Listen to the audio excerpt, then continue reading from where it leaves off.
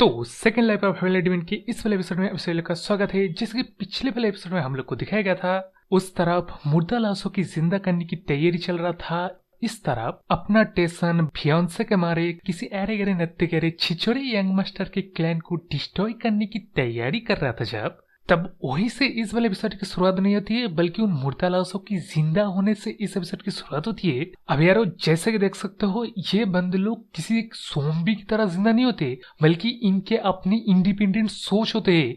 इन लोगों को याद है कि ये लोग मर चुके थे, लेकिन अब ये लोग जिंदा कैसे है ये उठने के बाद सोच रहा है।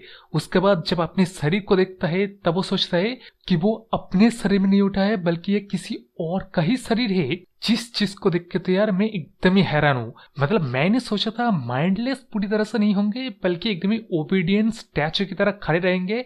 जब टास्क दिया जाएगा एकदम ही बेरहमी से टास्क को पूरा करके आ जाएंगे। लेकिन यार पूरी तरह से कॉन्सेंस इस तरह जिंदा करना यह मेरे सोच के पार था। लेकिन अभी स्टोरी में आते हैं, जहाँ की वो सॉर्सरर अब इस जिंदा के बंदे को वांगजेंग डीमन कह के पुकार के कहता है कि क्या वो पूरी तरह से अवेकन हो चुका है।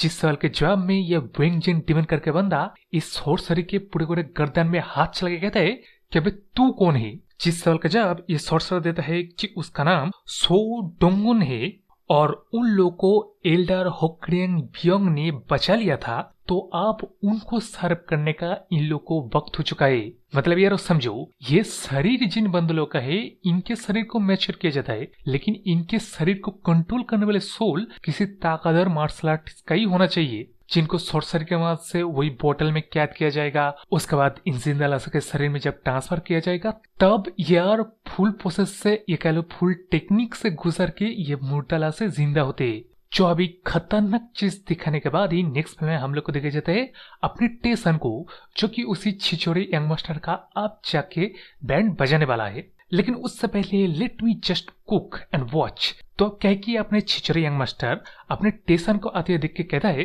कि मैं तेरे को ही ढूंढ रहा था। अबे वर्थलेस लीचर, तू क्यों लेडी एन के बोझ बना फिर रहा है? जिस बात को आप सुन के उससे अपने टेसन तो एकदम ही हैरान है कि क्या जो बात भी पूरा नहीं था, उससे अपने छिछोरे यंग मास्टर आगे कहने लगता है कि अबे हाँ तेरे से ही बात कर रहा हूँ। तू साले गोल्डन वेल मर्चेंट के नोबडी इस तरह लेडी एन के गले क्यों पड़ा हुआ है? जिस बात को भी सुन के अपना टेसन भी लाइक कि क्या मैं उसके गले पर रहा हूँ। जो बात भी वंस अगेन पूरा नहीं करने दे के अपना वो छिछोरे यंग मास्टर कहने लगता है कि अबे इनोसेंट बनने के अब एक्ट मत कर। तो अगर लेडी एन के गले नहीं पड़ा है तो बता तेरा इंगेजमेंट टूटा क्यों नहीं अभी तक? तेरे को अच्छे से पता है ना, तुझसे इंगेजमेंट टूटेगा तभी तो लेडी ओन किसी और अच्छे बंदे से शादी करने के लिए निकलेगा। इस वजह से तू तो अपना इंगेजमेंट नहीं तोड़ रहा है। जिन सारी बातों को सुन के उस सर अपना टेसन कहता है कि एक मिनट, तो तू क्लेम कर रहा है कि अगर मेरा इंगेजमेंट टूटेगा तभी तू अच्छा आदमी बन के लेडी एन के गले पड़ेगा, है ना? जिस बात को आप सुन के उससे अपने छिछोरे यंग मास्टर की एकदम ही चल जाता है। वो कहता है कैसा लग रहा है, बातों से अब कुछ नहीं होगा। हाँ, तेरी हिम्मत पे थे बस एक गोल्डन बुल मर्चेंट की फैमिली होके हमारे सेंग क्लैन का तू मजाक उड़ा रहा है। जिस बात को लेकिन आप सुन के उससे अपना टेसन कहता है कि अभी अचानक से तो अपना क्लैन का नाम सामने से क्यों थोप रहा है? क्योंकि तू जानता है तेरे क्लैन के नाम के बगैर तू एक बस वर्थलेस लूजर है, इस वजह से। जो अब बात भी वंस अगेन अपनी छिछोरे यंग मास्टर के वही रस्सी जल गई लेकिन बल नहीं गया ऐसा कांड कर दिया। इस वजह से वो अपने टेसन को चैलेंज कर देता है। तो यार ये छिछोरे यंग मास्टर ऑब्वियसली सोच रहा है कि मैं बातों से तो हार गया लेकिन मैं बल से नहीं हारूंगा। जहां पे एक्चुअली ये बंदा खुद का बैंड बजने वाला है, उसके बाद इसका पूरे क्लैन का भी।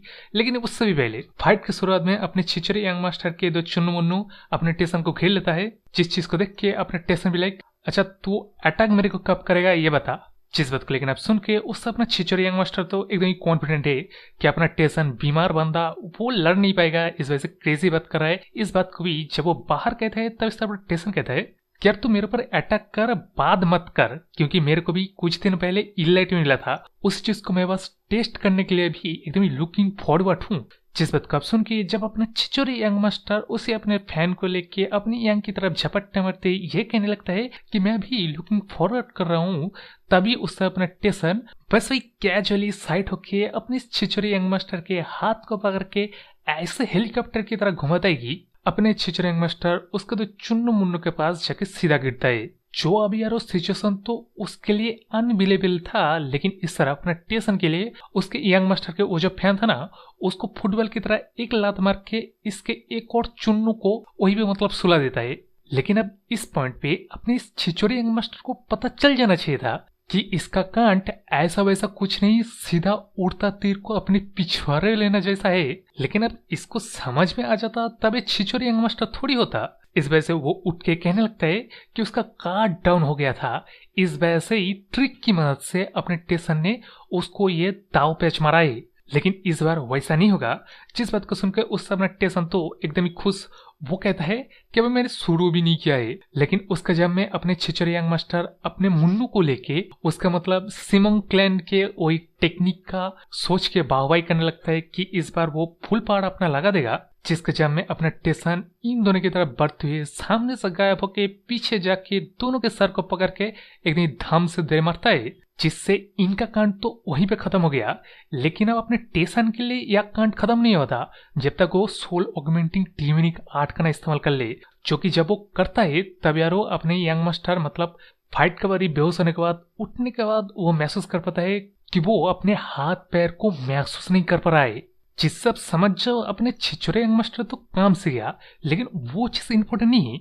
इंपॉर्टेंट चीज ये है इन दोनों की वजह से अपने टेसन ने कुछ इंटरेस्टिंग चीज को पता लगा लिया है। तो क्या वो इंटरेस्टिंग चीज वो मतलब मुर्दा लाशों के जिंदा होना है जो कि आसपास मतलब छुपे हुए है, जो कि शायद है। लेकिन उससे भी इंपॉर्टेंट अपने टेसन हुई इनलाइटमेंट के बाद सोल ऑगमेंटिंग टीमनिक आर्ट की मदद से कुछ चीज कर रहा था, जो कि वंस अगेन वो अपनी छिछोरे यंग मास्टर को लेके टेस्ट करने वाला है। मतलब अब यार इस पॉइंट पे अपनी छिछोरे यंग मास्टर के लिए मेरे को बुरा लग रहा है यार।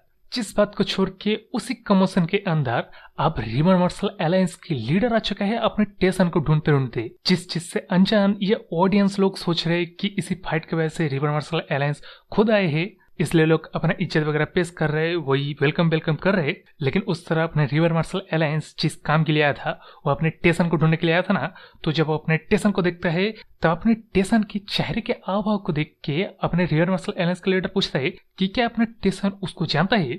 जिस सवाल का जवाब अपने टेसन देता है कि शायद उसने अपनी इस रिवर मार्शल अलायंस के लीडर को कहीं पे देखा है। जो बात बोल के अपना टेसन जब सोच रहा था तब उस तरफ ऑडियंस लोग तो ये कहने लगते हैं कि अपने टेसन कैसे रिवर मार्शल अलायंस के लीडर को जानेगा। इस तरह अपने रिवर मार्शल अलायंस के लीडर के लिए भी उसने कभी अपने टेसन को नहीं देखा है, लेकिन अपने टेसन ऐसे बात कर रहा है कि वो अपनी इस रिवर मार्शल अलायंस के लीडर को मतलब अच्छे से जानता है। जो आप कैसे हो सकता है, तो क्या है कि बाबा भैया अपना टेसन जब हेबिलिटी में लौट था तब मुरीम अलायंस के साथ किसी नेगोशिएशन में ये रिवर मार्शल अलायंस के लीडर उसके नोटिस में आया था, क्योंकि भले ही तब अपने रिवर मार्शल अलायंस के लीडर यंग था लेकिन उसके विल स्ट्रॉन्ग था। इस वजह से उसके ऑरा की वजह से अपने रिवर मार्शल अलायंस के लीडर बेहोश नहीं हुआ था, उसने विस्टैंड करके किस तरह खड़ा था। जो कि अभी इस रिवर मार्शल अलायंस का लीडर बन चुका है तो अपना टेसन मतलब इम्प्रेस है। लेकिन अब उससे अनजान इस अपना रिवर मार्शल अलायंस का लीडर अपने टेसन को कहता है कि उसके साथ कुछ बातचीत करना है, जिसके जब में अपना टेसन कहता है कि बातचीत दो बंदे करते हैं लेकिन तू मेरे से बात करना चाह रहा है, तो यहीं पे बता क्या बात है। जिस बात का जब में उस अपना रिवर मार्शल अलायंस का लीडर कहता है कि वो यहाँ आया है सभी से बात करने के लिए। इस बात को लेकिन अब सुनकर उस अपना टेसन कहता है कि अबे ओ साइड में तू, हाँ तेरे को चुन लिया गया है, तू पहले रिवर मार्शल अलायंस के लीडर के साथ बात करेगा। जिस बात को सुन के उससे अपना साइड में बंदा एकदम ही हैरान है, खुश है। लेकिन अब इस तरह अपने रिवर मार्शल अलायंस के लीडर मन में सोच रहे कि इस बंदे के पास हिम्मत है, लेकिन उस बात को छोड़ के ये बंदा राइजिंग जनरेशन का स्टार है, इसके बावजूद भी इसको क्या मेरे से रिलेशनशिप बिल्डअप नहीं करना है। मेरे को समझ में आता अगर ये बंदा मुरीम अलायंस का लीडर या उसका कोई डिसॉयल वगैरह होता, लेकिन अब मुझे इस बंदे से एरोगेंस भी फील नहीं हो रहा है, मेरे को कुछ ऑफ ही लग रहा है। जो सोच भी अब उससे अपने रिवर मार्शल एस्केलेटर पूरा नहीं कर पाता, क्योंकि जिस बंदे को चुना गया था वो बंदा तो एकदम ही अपने रिवर मार्शल अलायंस के लीडर के साथ रिलेशन बनाने के लिए एकदम ही उतावला है, जिसके फायदे उठाते वहां से अपना टेसन तो निकल लेता है। जाते वक्त तो चांदनी रात में चलते हुए अपना टेसन मन में सोच रहे कि अगर वो स्टिल हेबिलिटी में लॉट होता ना तब अपनी इस रिवर मार्शल अलायंस के लीडर को एक दना दना के देता। लेकिन अब अगर वो ऐसा करेगा तो मतलब चीजें कॉम्प्लिकेटेड कुछ ज्यादा ही हो जाएगा, बिकॉज ऑफ अपना टेसन कॉलोनियल मर्चेंट की एक मर्चेंट फैमिली से है, लेकिन उस तरह अपना बंदा रिवर मार्शल अलायंस का लीडर खुद है। जिस बात को छोड़ के जैसे मैंने बोला चांदनी रात में यहाँ ब्लैक स्मिथी की तरफ थे। जब बंदे लोग जोरों शोरों से काम जब कर रहे थे तब बाहर से एकदम ही घना सा फॉग फैल जाता है। जिस चीज को देख के अपने ब्लैक स्मिथी जब पूछता है बाहर फॉग क्यों है, तब उसका पार्टनर कहता है क्या वे फॉग क्या देख रहे हैं, हम लोग को जल्दी से इन वेपन्स को बना के रिवर मार्शल एंड के लीडर को इन कुछ ही दिनों में देना पड़ेगा। उसके ऊपर से वो बंदा किधर गया जो रिवर मार्शल एलेक्स में गया था वक्त को और ज्यादा मांगने के लिए, वो भी लौटा नहीं, उसके ऊपर से तू भी काम नहीं कर रहा है।